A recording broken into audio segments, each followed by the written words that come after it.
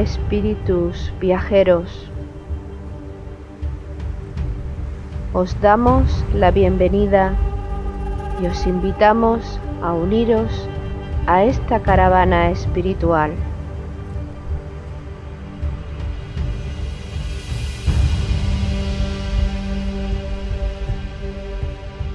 Recorreremos los áridos desiertos de nuestro egoísmo personal.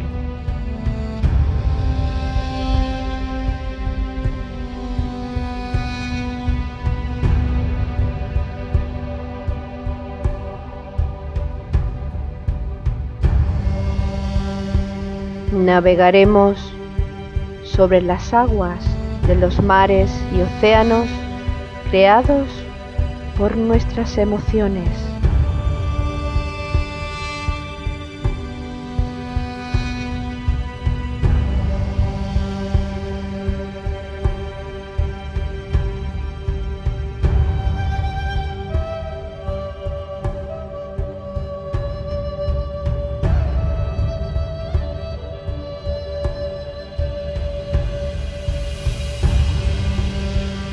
Caminaremos por los fértiles valles de nuestro despertar espiritual.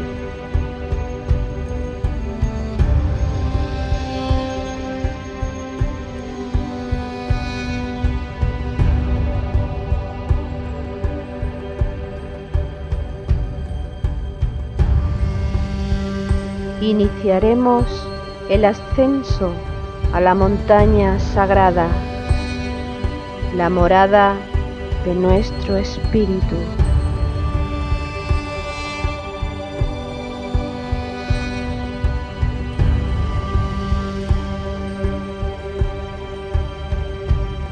Espíritu viajero, si sientes la llamada de tu corazón deseoso, únete a nuestra caravana hacia Shambhala con alegría y gozo.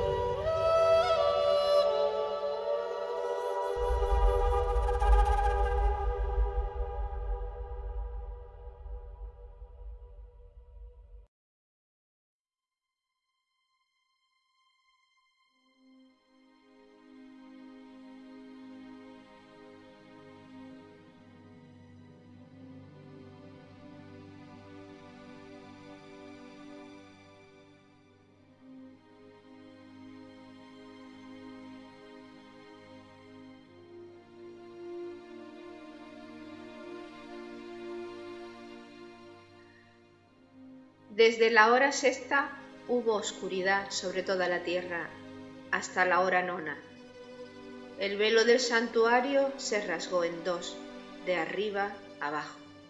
Tembló la tierra y las rocas se hendieron. Se abrieron los sepulcros y muchos cuerpos de santos difuntos resucitaron. Y saliendo de los sepulcros después de la resurrección de él, entraron en la ciudad santa y se aparecieron a muchos. Por su parte, el centurión y los que con él estaban guardando a Jesús, al ver el terremoto y lo que pasaba, se llenaron de miedo y dijeron: verdaderamente, este era Hijo de Dios.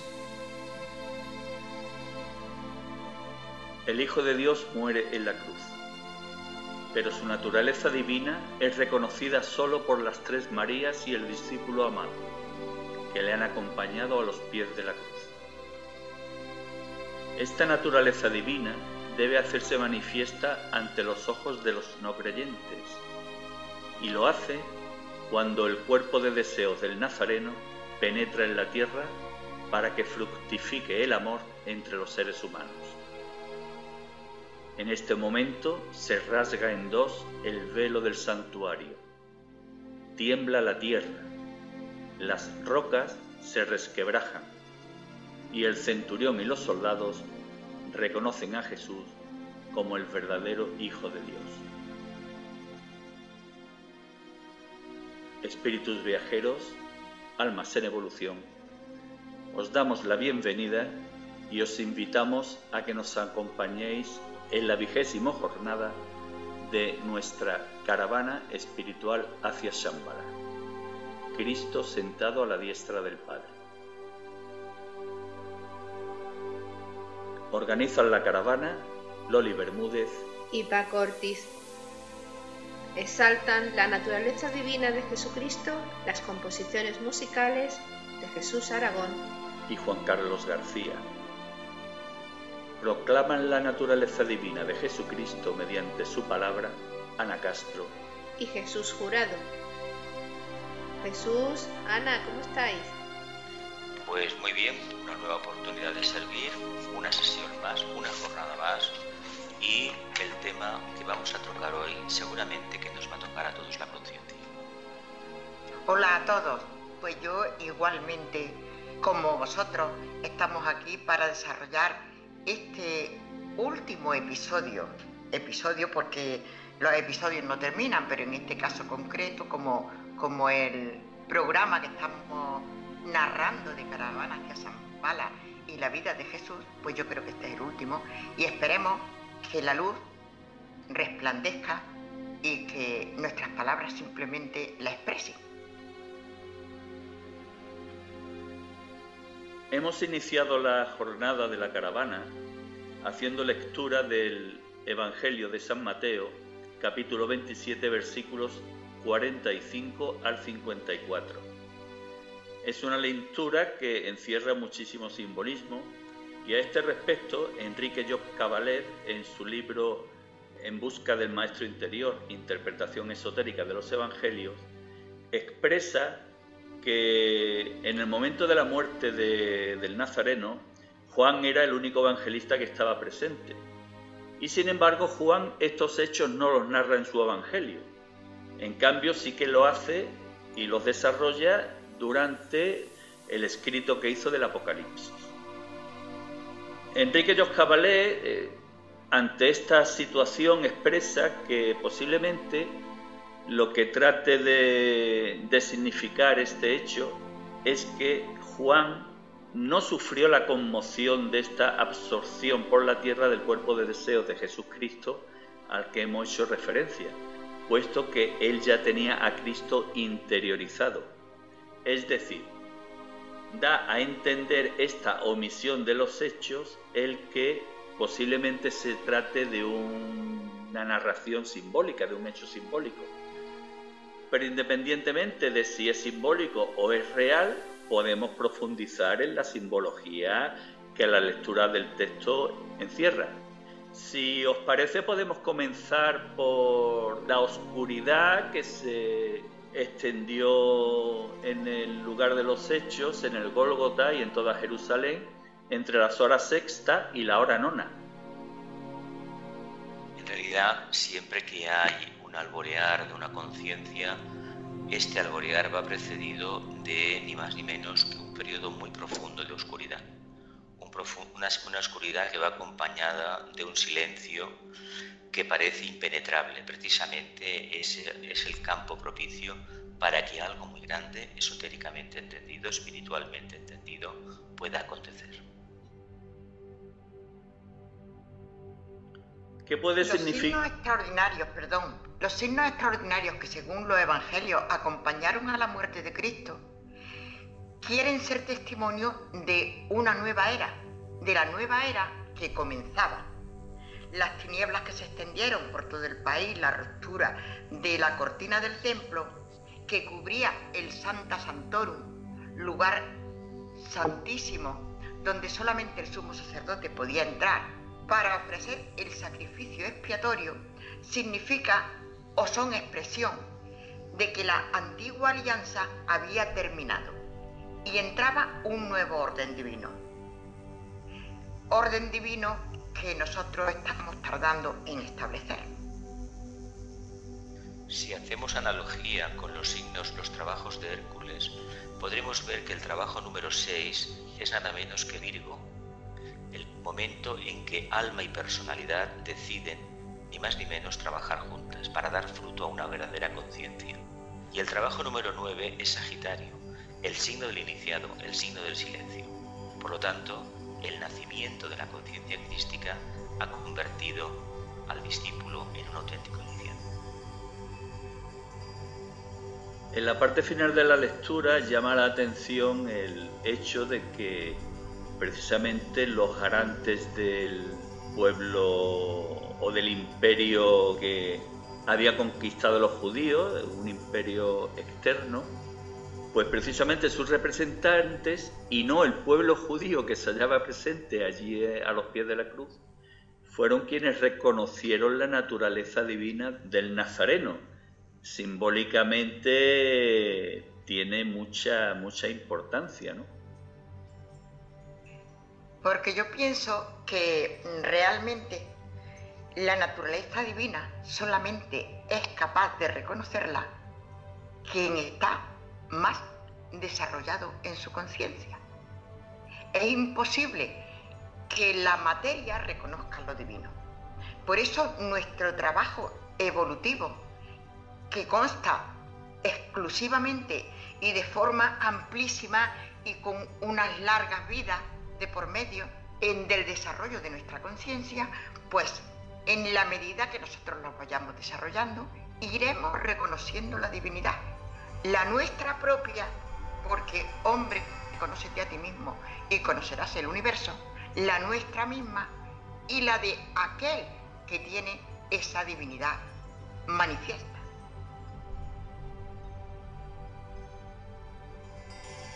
El evangelista Juan, en su capítulo 19, versículos 31 al 37, narra lo que aconteció una vez que Jesús Cristo había expirado.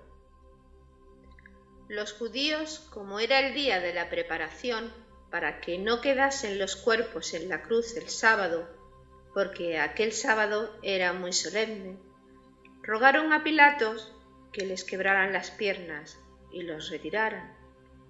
Al llegar a Jesús, como lo vieron ya muerto, no le quebraron las piernas, sino que uno de los soldados le atravesó el costado con una lanza y al instante salió sangre y agua. El que lo vio lo atestigua y su testimonio es válido, y él sabe que dice la verdad, para que también vosotros creáis. Y todo esto sucedió para que se cumpliera la Escritura. No se le quebrará hueso alguno. Y también otra Escritura dice, mirarán al que traspasaron.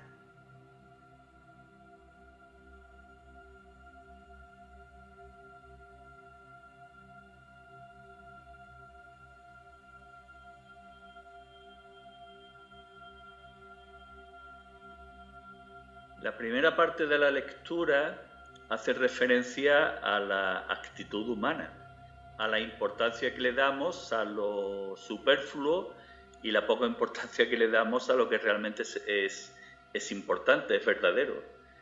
Le daban mucha más importancia a la apariencia de mantener la solemnidad del sábado que realmente al asesinato que se había cometido con el Hijo de Dios, un acto de hipocresía. Hipocresía entiendo yo que también que no es hipocresía realmente, es ignorancia. Que nosotros realmente estamos inmersos en multitud de espejismos y lo que vemos es lo externo, lo material. Y creemos que eso es lo verdadero, pero ahí ni siquiera hay hipocresía. Por eso entre unos y otros tenemos que tenernos tanto respeto, porque en cada momento cada cual ve exclusivamente lo que puede ver. Cuando uno sigue una tradición y le asigna a un día determinado un carácter definido, si eso no va acompañado de una manifestación clara de conciencia, se convierte en una práctica muerta que no conduce a ninguna expansión de conciencia. Sabemos por la historia que las tropas romanas tenían por costumbre el quebrarle las piernas a los crucificados con el objetivo de que el peso del cuerpo produjese la asfixia en el reo. Fue por ello por lo que pidieron que hicieran esto con los 3 crucificados. Sin embargo, ocurre que cuando llegan a Cristo ya lo ven muerto y no le quiebran las piernas. Es decir, no rompen la estructura del esqueleto óseo que al fin y al cabo es quien da estabilidad al cuerpo físico. Traducido esto mediante analogía a la creación del cuerpo de Cristo en nosotros, ¿qué puede significar? Básicamente el cuerpo etérico. No olvidemos que los dos puntales, las piernas, nos sostienen sobre la superficie de la tierra. Nosotros caminamos erguidos gracias al trabajo que hacemos con Kundalini. Si las piernas están rotas, no son un canal correcto para adquirir esa energía. No se podrán juntar en el centro básico con la energía que entra por la cima de la cabeza. Para dar la lanzada al nazareno tenían que mirarlo cara a cara. Eso también puede significar algo, ¿no? Yo no sé si el significado que puede tener porque claro, aquí lo que se refleja en toda la historia, en el Antiguo y el Nuevo Testamento, es que las profecías se cumplen. Detrás de las profecías hay siempre un simbolismo, un algo superior que nosotros vamos captando en la medida que avanzamos. Yo entiendo que quizás en ese momento se dieron cuenta o percibieron que aquel era un ser superior y a pesar de todo lo ignoraban y le dieron la lanzada en el pecho. Cosa que hacemos nosotros con muchísima frecuencia, que percibimos una realidad más auténtica, una realidad divina, pero no nos interesa y seguimos haciendo lo que de costumbre hacemos. Probablemente no podían soportar la mirada del crucificado. Y el tema de mirar hacia arriba, no olvidemos que están crucificados. La cruz tenía sus dimensiones. Para dar un golpe certero en el corazón hay que hacer como en Sagitario, mirar la meta y ajustar muy bien la trayectoria y hacer una incisión perfecta, porque en el fondo lo que se pretendía era ahorrar sufrimientos al reo. Y la consecuencia de esa incisión es que emane del corazón del nazareno sangre y agua. La sangre que todos conocemos y el agua para los biólogos es la pleura, lo que pudo haber salido. De hecho, la práctica de la crucifixión estaba muy extendida en el imperio.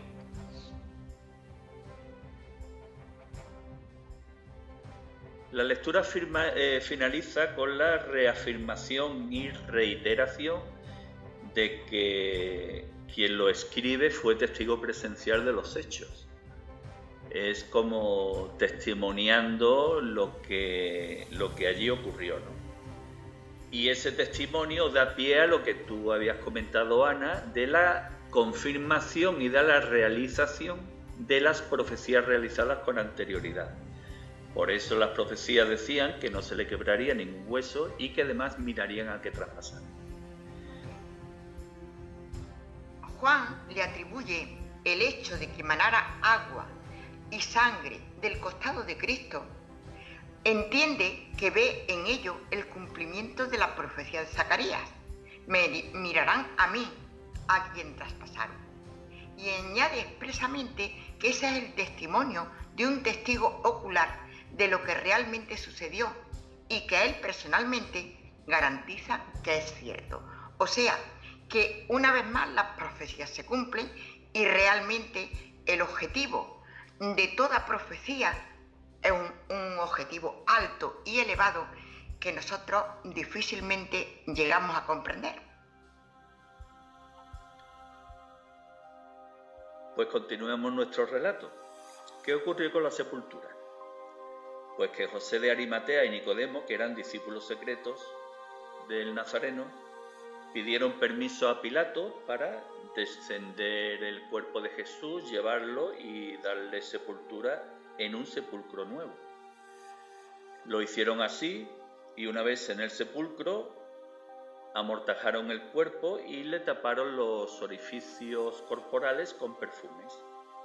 A continuación sellaron la sepultura con una piedra y en este acto estuvieron presentes María Magdalena y María la de José. Esto fue, digamos, lo que hicieron los seguidores más directos de Cristo. Pero ¿qué hizo la otra parte? Es decir, los sumos sacerdotes que condenaron a muerte a Jesús si por un acto de falsedad o de guardar las formas hicieron que lo asesinaran otros, que lo asesinaran los romanos. Pues los sumos sacerdotes y los fariseos le pidieron a Pilato que protegiese y vigilase el sepulcro, porque temían que los discípulos robasen el cuerpo de Jesús, para que se diese veracidad a la profecía que el Nazareno hizo. Destruid este templo y en 3 días lo levantaré. En fin, esto último parece, no sé, el lenguaje un poco cotidiano, que el ladrón piensa que todo el mundo es de su condición, ¿no? Sí, de hecho, utilizan la estratagema de echarle la culpa a los romanos cuando quien toma la decisión del apresamiento y de la ejecución son los propios judíos. Es muy típico de personalidades y de conciencias que no están plenamente manifestadas. Eso sucede cuando solamente tenemos buenas intenciones, no realidades de conciencia. Claro, y es que además resulta que se ocupan especialmente de la forma, de embalsamar, de perfumar, de que el sepulcro quedara lacrado, etc. Y de lavarse también ellos las manos para decirle a Pilato, oye, cuídalo tú, o sea, como a mí que no me echen la culpa. Pero claro, es que la resurrección de Cristo no era una resurrección física. No, la resurrección de Cristo no necesita lo mismo que la resurrección nuestra, el manifestar a Cristo, a la esencia divina que todos somos. No necesita de lacrados ni de nada de eso. Surge cuando nuestra conciencia está muy desarrollada, hemos pasado las iniciaciones correspondientes y pese a la ley humana que exista, esa manifestación divina se produce. Pues a pesar de la vigilancia, Cristo resucitó. Fue al 3er día y al sepulcro acudieron las mujeres. Mateo narra que fueron María Magdalena y la otra María. Marcos explica que María Magdalena, María la de Santiago y Salomé se dirigieron al sepulcro. Y Lucas lo hace más extensivo, dice que las mujeres. En definitiva, fueron al sepulcro con los perfumes y vieron que el sepulcro estaba abierto y vacío. Y en ese momento, según Mateo y Marcos, un ángel se les apareció, según Lucas fueron 2. Y les comunicó que el Maestro había resucitado, que avisasen a sus discípulos y que le verían en Galilea. En cambio, el evangelista Juan narra y expone que había 2 ángeles y que fue María Magdalena quien encontró el sepulcro vacío y avisó a Pedro y a Juan. Puesto que anteriormente vimos que se reafirmaba con reiteración que Juan había estado presente en el momento final del Nazareno, le podemos dar igual relevancia al texto de Juan respecto a los anteriores. La relevancia en el sentido de que realmente estuvieron presentes María Magdalena, Juan y Pedro en esta confirmación de la resurrección del Nazareno.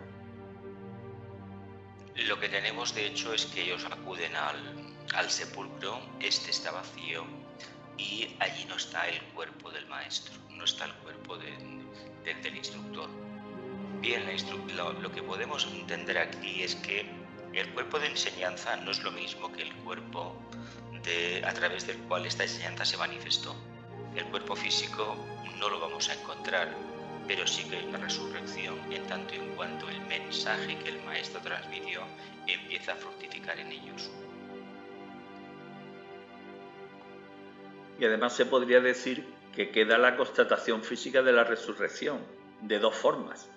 En primer lugar, por el sudario, que eso tiene mucho que analizar, el tema de la Sábana Santa, y hay programas especializados al respecto. pero de las muchas investigaciones se induce que en el interior del sepulcro se produjo una reacción radiactiva que fue la que impregnó el sudario, es una hipótesis. Y luego, por supuesto, la prueba física de las apariciones que el maestro, una vez resucitado, realizó. Pero yo creo que ahí también es simbólico totalmente. Si es que todas las escrituras sagradas, las auténticas escrituras sagradas son simbólicas. Y los símbolos, ¿quién los descubre?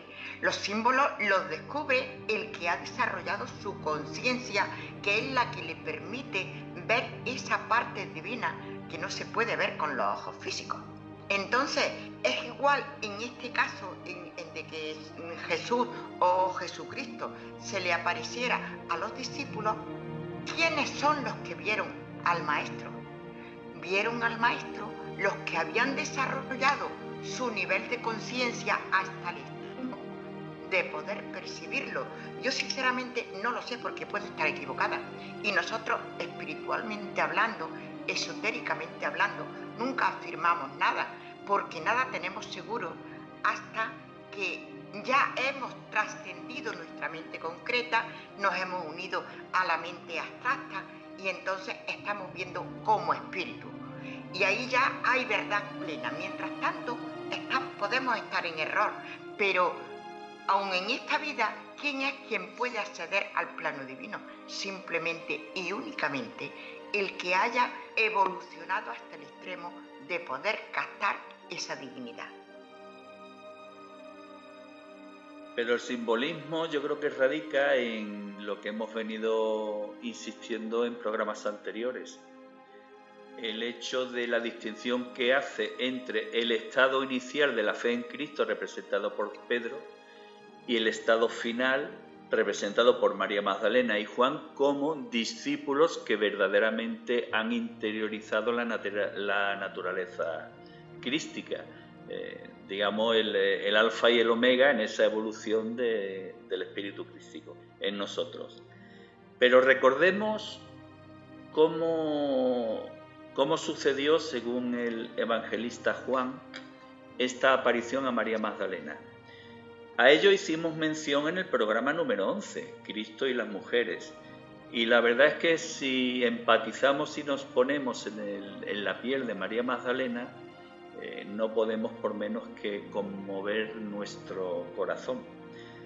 La narración la realiza Juan en su capítulo 20, versículos 11 al 18.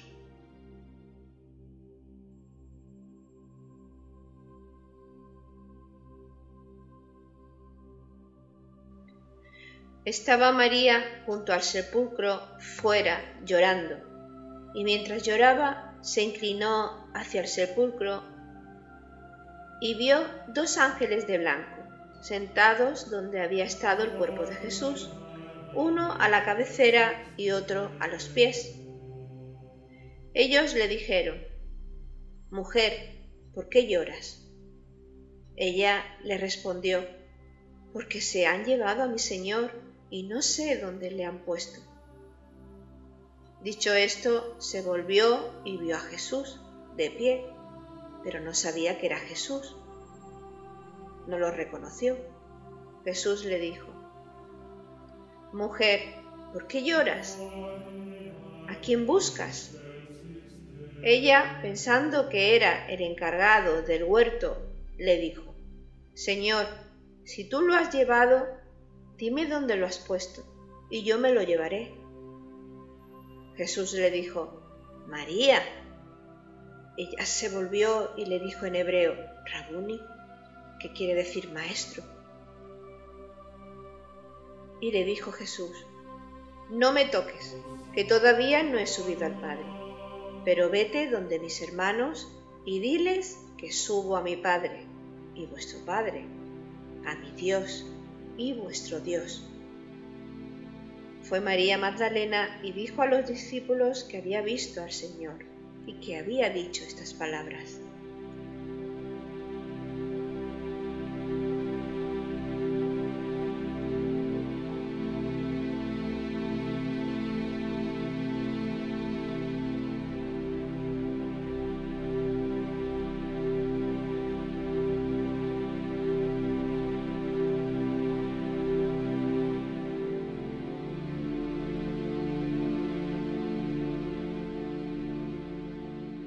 María Magdalena simbólicamente representa al alma humana, y es el alma humana, el alma de esta mujer, de esta discípula, la que reconoce a Cristo no mediante los ojos físicos, sino a través de los sentimientos que emanaban desde su corazón.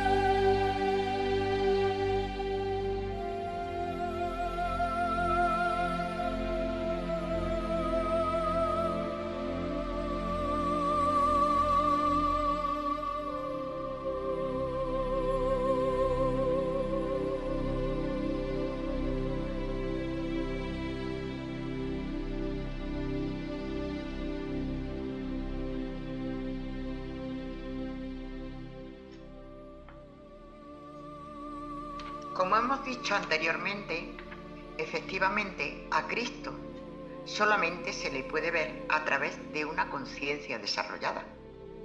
Juan y María Magdalena parece ser, sobre todo Juan, pero María Magdalena también, porque hizo en su vida un cambio total y radical, que efectivamente ya estaban preparados para poder percibir a Cristo como tal Cristo, no como un ser humano.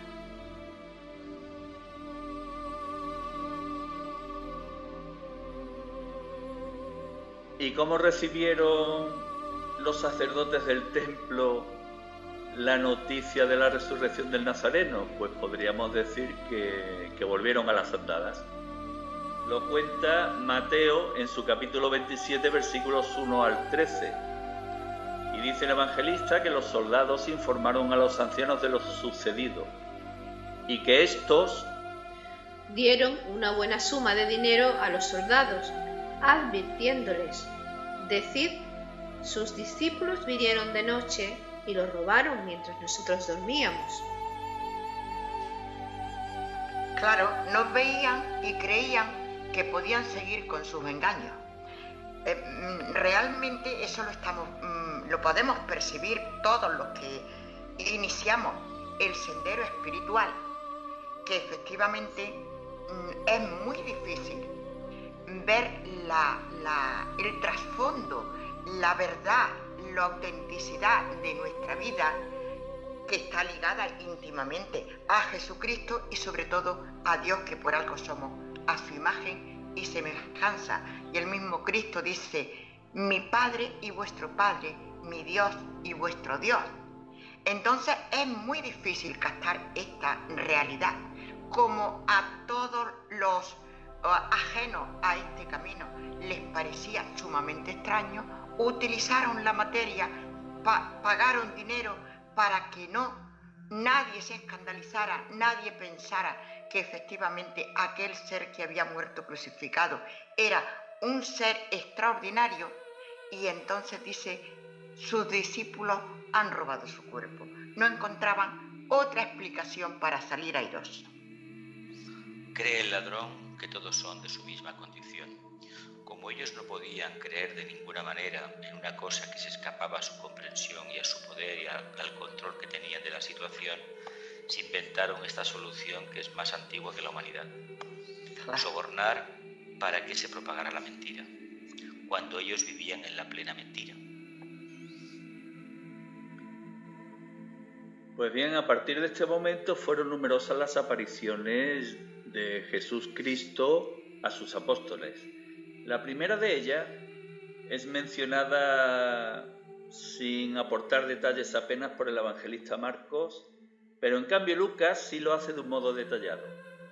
Lo narra en su capítulo 24, versículos 13 al 35, y titula, digamos, a este episodio Los discípulos de Emaús. Lucas cuenta que iban dos discípulos a un pueblo llamado Emaús y estaban discutiendo mientras caminaban de todo lo sucedido en los días anteriores. Entonces se les acercó el maestro, al que por supuesto no reconocieron. Y este les preguntó cuál era el motivo de la discusión tan acalorada que tenían. Uno de ellos, llamado Cleofás, les respondió: ¿Eres tú el único residente en Jerusalén que no sabe las cosas que estos días han pasado en ella? A partir de esta pregunta se estableció un diálogo entre los tres en el que los dos discípulos expusieron los hechos acaecidos y además las esperanzas que habían depositado en el libertador de Israel, y sobre todo su perplejidad, puesto que se había vaticinado, se había profetizado por él mismo que a los 3 días resucitaría, y que que habían pasado los 3 días y no había sucedido nada. En cambio, Jesús les habló sobre la misión de Cristo y sobre lo que de él se narraba y se profetizaba en las Escrituras. Como ya era tarde, llegaron a un pueblo y se quedaron a comer a una posada, y los discípulos se invitaron al acompañante.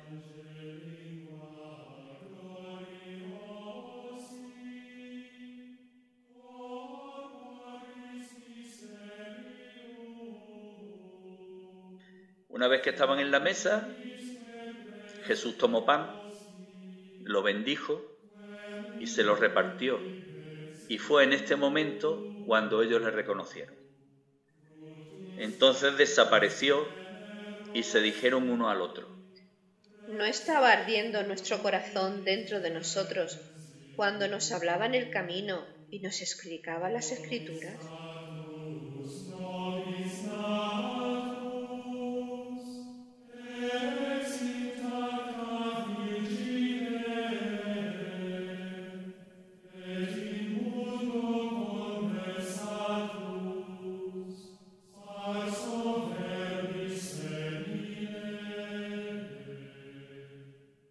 Es bella la narración, sobre todo este último párrafo. Son todas esas cosas que podemos percibir a través del sendero cuando nos crean tantas dudas y decir, esto que yo estoy entendiendo es cierto o no es cierto, en qué me baso, y buscamos ahí una mayor seguridad en nosotros mismos, pero que efectivamente llega un momento, una manifestación más auténtica, más grande, que nos asegura que efectivamente la manifestación de Cristo, la manifestación divina, está en nosotros, y sin embargo pasa las etapas y no nos damos cuenta.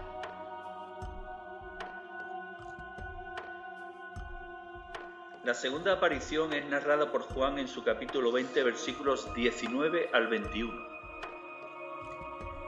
Al atardecer de aquel día, el primero de la semana, estando cerradas por miedo a los judíos las puertas del lugar donde se encontraban los discípulos, se presentó Jesús en medio de ellos y les dijo: «La paz con vosotros». Dicho esto, les mostró las manos y el costado. Los discípulos se alegraron de ver al Señor. Estaban reunidos con las puertas cerradas a los judíos. Tenían miedo físico y miedo espiritual, simbólicamente hablando. Claro, habla de ver sin ver con los ojos físicos. Y cuando vemos sin los ojos físicos es que estamos viendo la realidad más auténtica. Entonces hablamos nuevamente de simbología. Les enseñó Cristo o Jesús efectivamente las manos para que vieran las huellas de los clavos. Pues sinceramente no lo sé, pero lo que ellos estaban percibiendo era la realidad de que Cristo estaba con ellos. Hombre, este último texto, desde luego, lo que trata de transmitir es la confirmación de la resurrección y la inmortalidad del alma. Explicado en un lenguaje alegórico, claro, los discípulos ven un cuerpo, en la primera etapa no lo pueden tocar, aquí se entiende ya que el acercamiento a ese cuerpo es mucho más consciente, pero en realidad lo que los discípulos están viendo es un maya virupa, es decir, es un cuerpo físico aparente. Se puede tocar, se puede abrazar, pero no es un cuerpo generado a través de los átomos simientes, como habitualmente tenemos los humanos. No olvidemos que él acababa de pasar el ritual de la cuarta iniciación. Bueno, y aquí hay una cosa que a mí me llama la atención. ¿Por qué no les enseñan los pies? Porque tal vez los pies no los necesita ya porque ha superado la prueba de atracción por la tierra. Se dice que un iniciado tiene los pies destrozados de haber pisado todos los caminos, de haber caminado por todas las rutas de la tierra, es decir, que el plano físico para él ya no encierra ningún secreto. Qué bonito, qué bonito. Esta aparición continúa la narración Juan en el mismo capítulo 20, pero los versículos 21 al 23. Jesús les dijo otra vez: la paz con vosotros. Como el Padre me envió, yo también os envío. Dicho esto, sopló sobre ellos y les dijo: recibid el Espíritu Santo. A quienes les perdonéis los pecados, les quedan perdonados. A quienes se los retengáis, les quedan retenidos.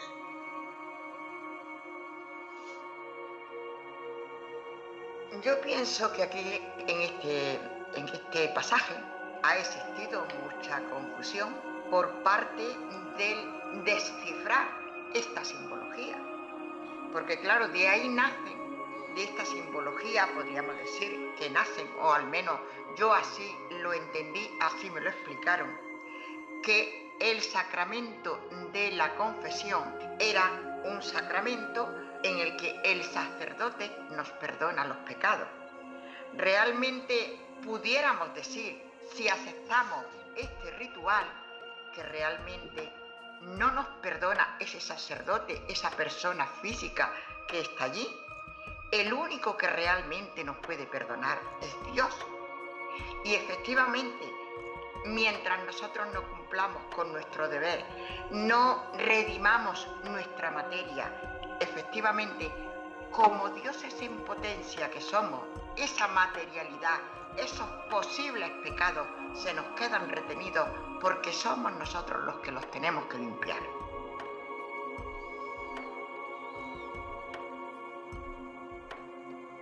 Teniendo en cuenta que reciben el Espíritu Santo, ¿se podría deducir de esta lectura sobre los pecados que los discípulos adquieren la capacidad de conocer el karma de sus semejantes?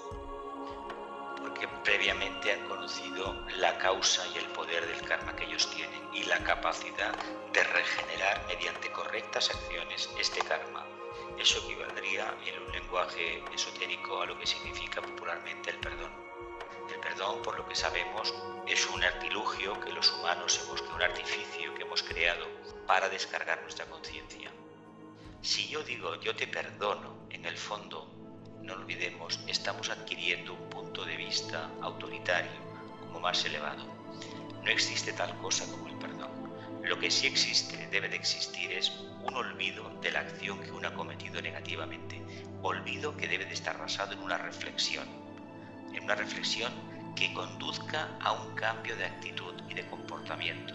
Entonces, no es que lo que hemos hecho mal se solucione, sino que estaremos en vías de no repetir el mismo error. Le llamamos karma a todo aquello que desconocemos, pero en la vida diaria tenemos infinidad de oportunidades de encuentros con personas conocidas o no tan conocidas y decimos, ¿y esto de dónde vendrá? Esto viene de actitudes nuestras con estas almas en vidas anteriores. Sobre todo, entiendo yo, para mí es importante, se nos debería quedar bien claro, es que Si yo perdono a alguien, es que antes lo he condenado. Luego yo no tengo que perdonar a nadie. El Padre ni siquiera nos perdona. ¿Por qué no nos perdona?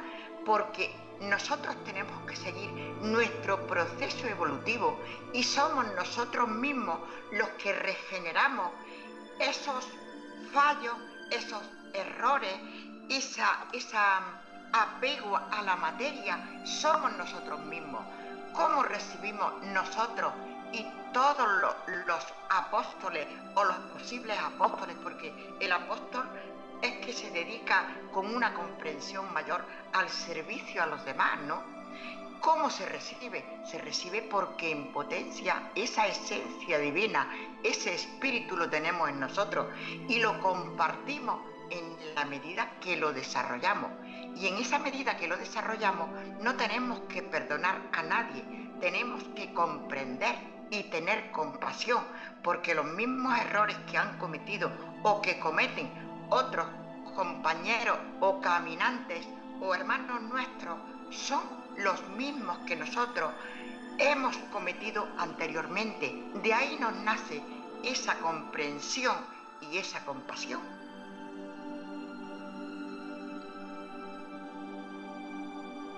Como en esta segunda aparición no estaba presente Tomás, cuenta Juan en su capítulo 20, versículos 26 al 28, que 8 días después estaban reunidos nuevamente los discípulos y esta vez Tomás sí estaba con ellos.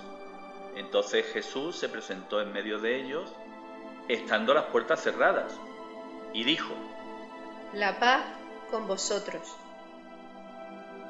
A partir de este momento Jesús le dice a Tomás: Acerca aquí tu dedo y mira mis manos. Trae tu mano y métela en mi costado, y no seas incrédulo, sino creyente. Tomás le contestó: Señor mío y Dios mío. Y le dijo Jesús: Porque me has visto, has creído. Dichosos los que no han visto y han creído. Señor mío y Dios mío, el reconocimiento de Jesús y además como Hijo de Dios. Básicamente la prueba, la experiencia de la creencia basada en hechos concretos, lo único que dice es que tal vez estemos más ciegos de lo que creemos. En el mundo espiritual no podemos nunca dar por válido lo que procede del plano físico, del plano emocional o del mental concreto. Solamente cuando nos acercamos al búdico, a ese plano abstracto por excelencia, la razón pura, al plano del amor divino, podemos captar arquetipos que luego después iremos desarrollando. Ahí no habrá peligro de equivocación, pero mientras utilicemos los sentidos y la mente para analizar la información, con toda seguridad que nos equivocaremos. Y ahí recibimos nuevamente un gran ejemplo de lo que en las iglesias generalmente se ha dicho de la fe. Es creer sin ver. Nosotros entendemos en espiritualidad que no es creer sin ver, sino creer cuando vamos percibiendo la realidad.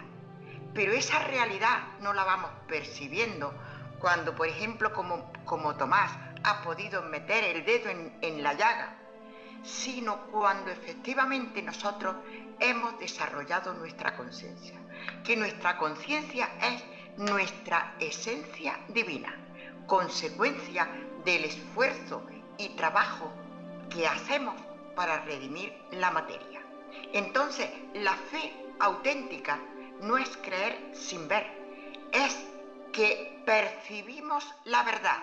Lo de creer prácticamente algún día quedará eliminado porque realmente estamos viendo con los ojos del alma. La fe en los escritos del maestro tibetano figura con la definición sustancia de cosas esperadas, evidencia de cosas no vistas. Hemos creado algo, interiormente nos parece que es así, eso creemos que responde a una percepción interna muy elevada y en el fondo muchas veces lo que es una piedra más en la mochila del karma, de la incorrección y y de las cosas que tarde o temprano deberemos solventar. Si somos incrédulos, por naturaleza, y desconfiados, tenemos otra piedra más grande en la mochila. Por lo tanto, deberíamos de actuar de una manera bastante pragmática. Hay infinidad de cosas en el día a día, y más en los temas espirituales y esotéricos, y más en este misterio de Palestina tan profundo y tan esotérico, que se escapan a nuestra comprensión. Cuando una cosa no se comprende, se aparta y uno continúa. Ahora, eso sí, ni vota a favor ni en contra de lo que no comprende. Simplemente sigue investigando. ¿Cómo? Sigue haciendo profundos silencios, haciéndose preguntas, profundos silencios, meditación, y no quepa duda alguna que llegará el día, el momento en que la luz se hará, y entonces se tendrá esa comprensión intuitiva y la desconfianza como tal desaparecerá.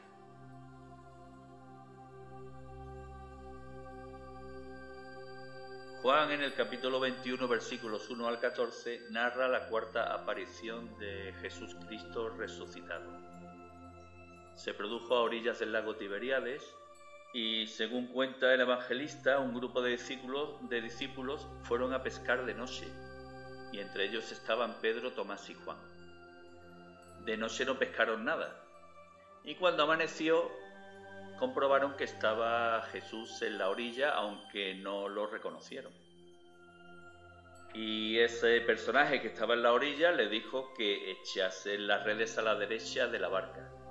Y pescaron 153 peces.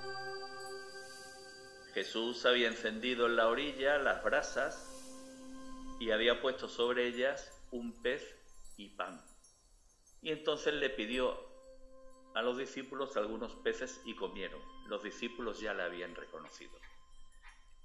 Aquí, como es habitual en el Evangelio de Juan, hay mucho simbolismo. En primer lugar, la gran diferencia entre la pesca de noche, que no pescan nada, y la pesca de día. La luz. La luz. Si no hay luz, el mundo de las emociones se vuelve bastante turbio. Entonces la simbología es muy interesante. 153, si lo sumamos sale 9, el número de la iniciación. Y además desglosado en cifras tenemos el 1, la unidad, en un extremo, en el otro extremo el 3, la Trinidad, y en el centro el ser humano, el 5, ese ser humano que representó magistralmente Leonardo da Vinci. Tendríamos por chakras, tendríamos el coronario, primer rayo, quinto rayo lo veríamos por el entrecejo y el tercer rayo por el centro laríngeo. Chakras muy potentes. Al final, toda la simbología, los números inclusive, están relacionados directamente con el desarrollo de nuestra conciencia.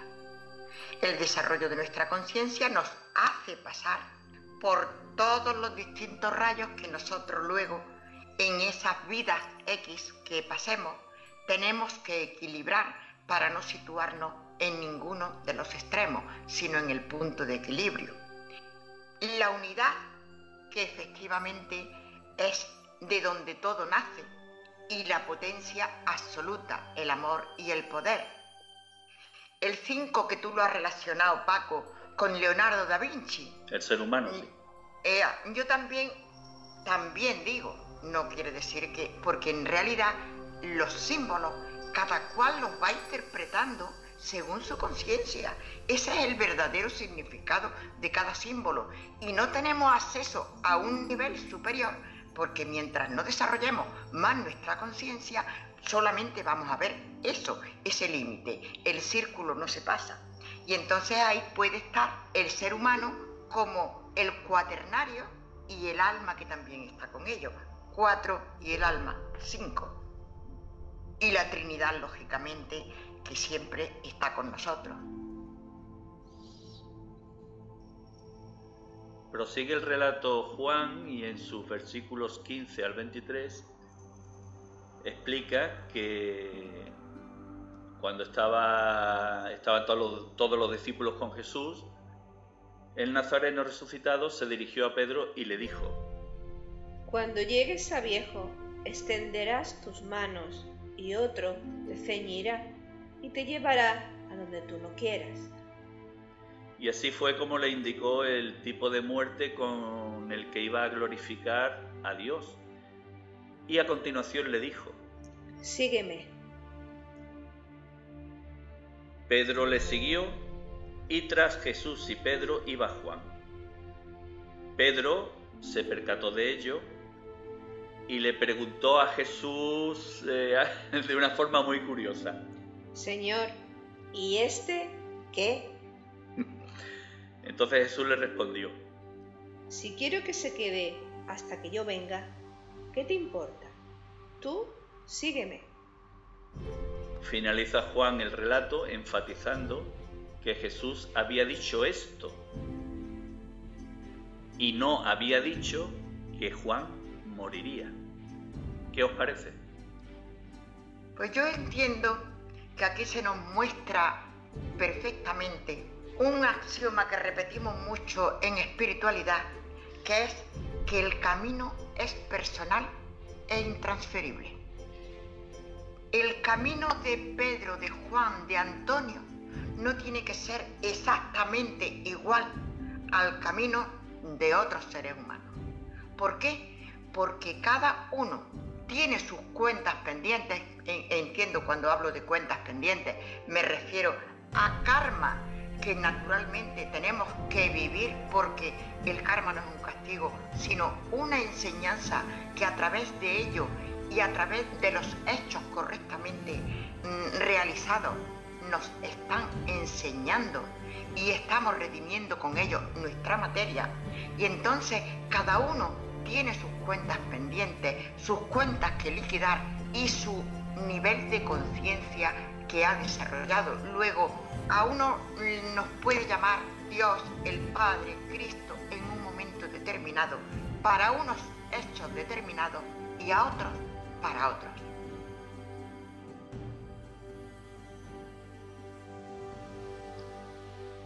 Estas apariciones a las que hemos hecho referencia son las que se narran en los evangelios por los evangelistas.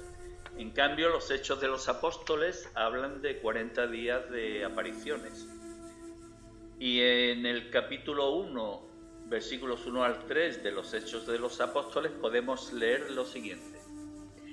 Se les presentó dándoles muchas pruebas de que vivía, apareciéndoseles durante 40 días. Nuevamente el número simbólico, el 40, ese número que aparece presente en la vida de Moisés cuando subió al monte Sinaí y que está presente en el momento que Cristo fue bautizado, los 40 días en el desierto. Bien, es un número sintomático, 4 veces el propósito divino, el 10, 4 veces la subida a la montaña. Es un periodo de profunda preparación para una gran expansión de conciencia. Entonces entendamos que el número 40 a nosotros tal vez nos indique algo especial. ¿De qué manera podemos provocar una catarsis en nuestra conciencia? Tal vez si alguien se dedicara 40 días a un ayuno no muy estricto, sino lo básico, y a profundas meditaciones, etcétera, etcétera, tal vez conseguiría una expansión, pero no se trata de eso. Se trata de que esa expansión vaya acompañada con un conocimiento pleno de lo que se está haciendo. Y también yo entiendo, ya prescindiendo del simbolismo del 40, que efectivamente Jesús se va apareciendo a sus discípulos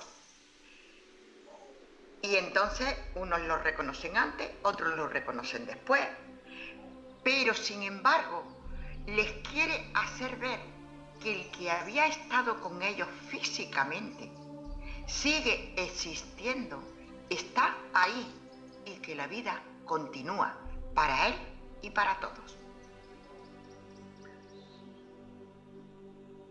Hermanos, con nuestro corazón gozoso, puesto que Cristo ha resucitado y está muy próxima a su ascensión, os invito a realizar una última reflexión.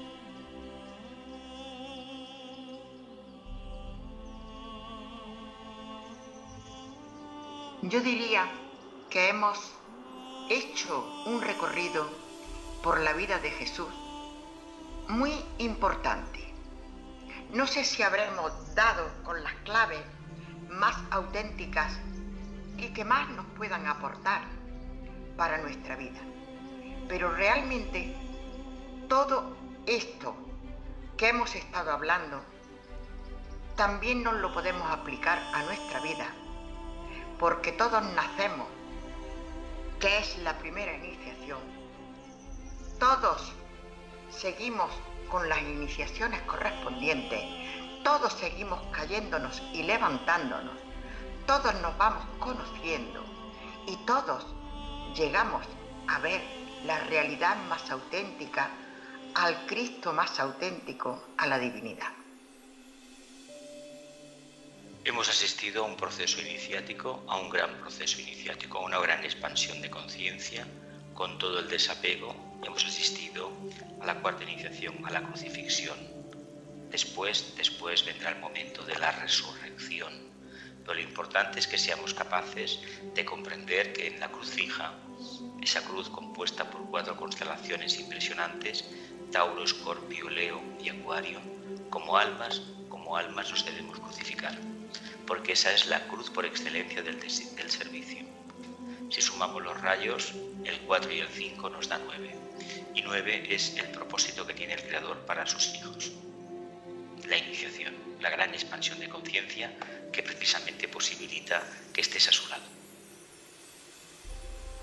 Pues para mí todos estos programas han sido especiales, he aprendido mucho, nos hemos esforzado mucho también todos y creo que ha sido muy positivo porque hemos llevado a las personas que siguen a la caravana y que caminan con nosotros una imagen de Jesús, una imagen de Cristo bastante más acertada de lo que muchas veces hemos pensado que teníamos, y creo que eso nos acerca a ese trabajo maravilloso que habéis comentado Ana y Jesús, esas iniciaciones que nos quedan por cumplir. Todo esto nos ayuda mucho a poder prepararnos para ese momento, cada uno cuando nos llegue. Uno de los objetivos del Agni Yoga es conocer la verdadera naturaleza de Cristo y la verdadera naturaleza de sus enseñanzas, así como la verdadera naturaleza de Jesús. Creo sinceramente que hemos aportado bastantes granos de arena durante todas las jornadas realizadas para cumplir este objetivo. Creo que hemos dejado constancia de que es necesario superar ese conflicto que tantos conflictos creó en los comienzos de la Iglesia, el discutir sobre la verdadera naturaleza de Jesús y la verdadera naturaleza de Cristo, y es gratificante el haber contribuido a ello porque somos conscientes de que la naturaleza de Jesús es humana, de que la naturaleza de Cristo es una energía crística, es una energía, la energía del amor, y que ambas están presentes en nosotros. En cada uno de nosotros se ha sembrado esa semilla crística que poquito a poco vamos alimentando y vamos desarrollando. Y que cuando llegue la hora final de esa crucifixión, que no tiene por qué ser clavado en una cruz, como le ocurrió al Maestro, pero cuando esa etapa final de nuestra evolución humana aquí en la Tierra se produzca, nos habremos ganado el derecho de acceder a la ciudad sagrada de Shambhala, hacia la que se dirige nuestra caravana, puesto que nos habremos convertido en un alma grande, en un Arat, en un Mahatma.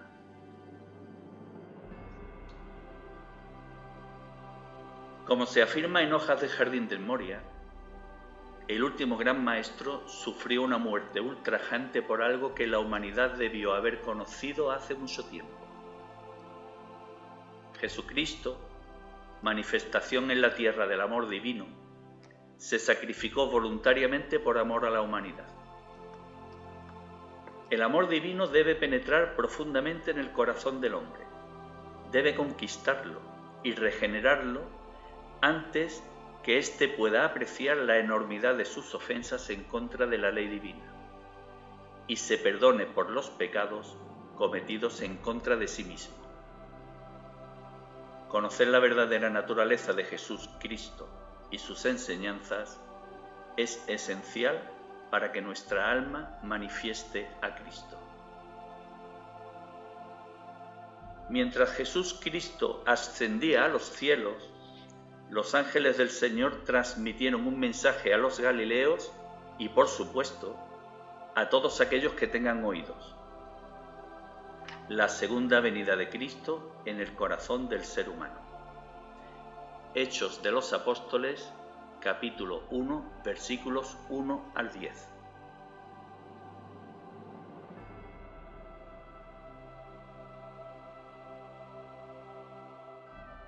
Fue levantado en presencia de ellos, y una nube le ocultó a sus ojos. Estando ellos mirando fijamente al cielo mientras se iba, se les aparecieron dos hombres vestidos de blanco que les dijeron: Galileos, ¿qué hacéis ahí mirando al cielo? Este que os ha sido llevado, este mismo Jesús, vendrá así tal como le habéis visto subir al cielo.